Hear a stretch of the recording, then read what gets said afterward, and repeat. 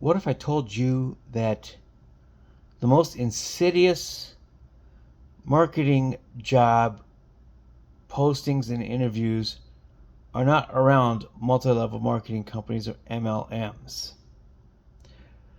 With MLMs, you're actually able to get a lot of information online about how they operate. So companies like Amway, Mary Kay, etc. give you a lot of, there's a fair amount of upfront, you know what you're doing before you sign up for one of those. You know that you're selling product and you're doing it in a multi-level marketing tiered system, and that you are probably somebody's underline or downline, I should say. You generally know how this works, and it's never pitched as a full-time, not necessarily ever pitched really as a full-time job or a career. Now, some of the very few people on the very top of the levels of this can make it one, but the chances are low. But most people don't join those necessarily thinking that they're going to quit their full-time day job right away to pursue this. Everybody knows with those that you don't start very big. This much, and they won't try to tell you otherwise. Now, they do tell you that eventually you could get rich and very wealthy, and they may pitch that accordingly. But I've never seen one where they tell you to quit your job immediately to go work full-time immediately. There's the lure of becoming rich and getting rich with these companies. That's not advice that I'll ever give you. Now, the most insidious versions of this, I've been in a couple of these so-called interviews. They're postings on well-known job websites for marketing professionals, sports marketing professionals,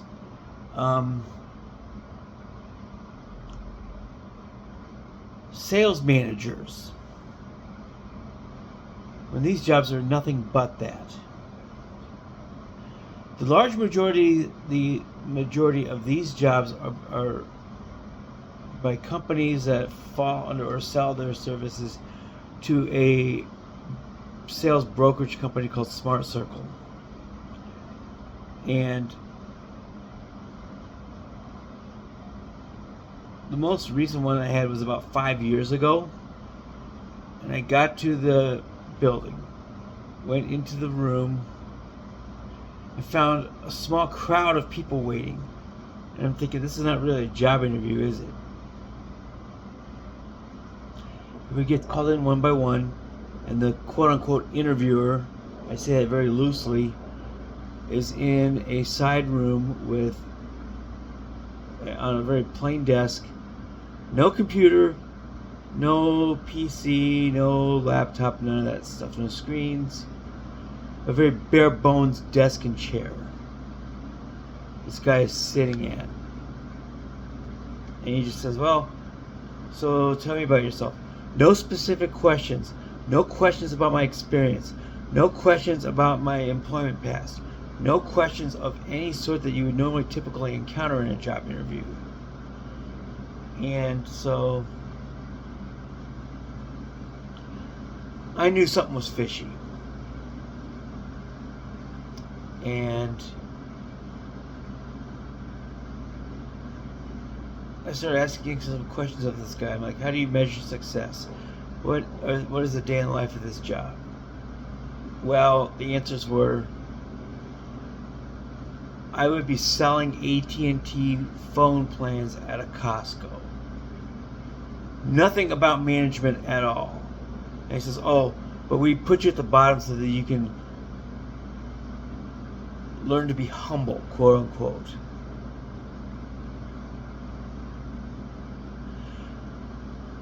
Smart Circle does not really provide direct manager or leader positions. They contract to other companies such as AT&T, Verizon, etc. for sales services inside of big box stores. That's what they do. And so the way these companies work is they'll literally hire anybody. Let's say no experience required, and everybody's like, oh great, a management job where I don't need any experience. But the trick is they will hire anybody and they will interview everybody, because they know that most of the people will see it for what it is and will reject them. So to them, it's a numbers game. You know, if they drag in 100 people for interviews, they might get 5. So I've even read stories online on TikTok and Reddit where these are actually door-to-door sales jobs, and they've been asked by the interviewer to get in their car, and they drive through a neighborhood. They jump out and they start saying, "Okay, we'll start knocking on doors." This is the interview process, mind you. They're not even hired yet. They're already being asked to do door-to-door door knocking and selling product. So here's how you're going to avoid this situation, okay? Number one, if it's too good to be true, it probably is.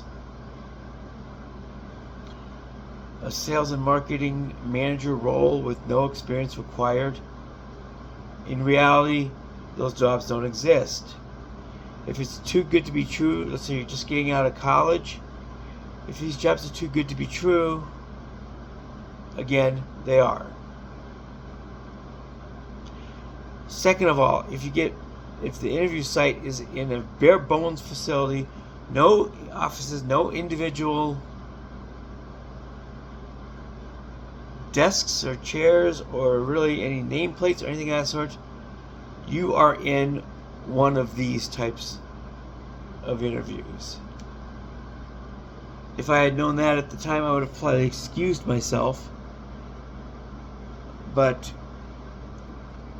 I didn't quite know that. But my radar was up for other things, so eventually I did conclude the interview. I walked away. They offered to call me back. They actually did call me back the next day, even though I never answered a single question about my past or a question about my skills or abilities. And they offered the job. Well, I told them where they could stick that job offer, because I knew that something was up because of the way that panned out. So if you're in a bare bones, and it sounds to me like these companies will rent an office space for a very short term, like maybe a month or less, for the sole purpose of conducting these shame interviews.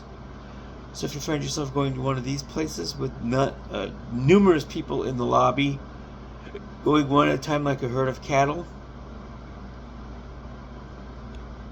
excuse yourself immediately. Don't even go in. If it's a no-show, they're not going to be offended. Trust me, it's a numbers game to them. They expect a large number of people to reject them. Second way to avoid it is if you're not asked any questions about your resume or your particular history, the companies that you've worked for, the responsibilities that you've had, the accomplishments that you've had, this is where I would have excused myself immediately at that moment if they were not able to address that aspect of things. And 3, for the love of God, don't ever leave the interview in somebody else's vehicle. The only vehicle that you need to leave this interview in is your own.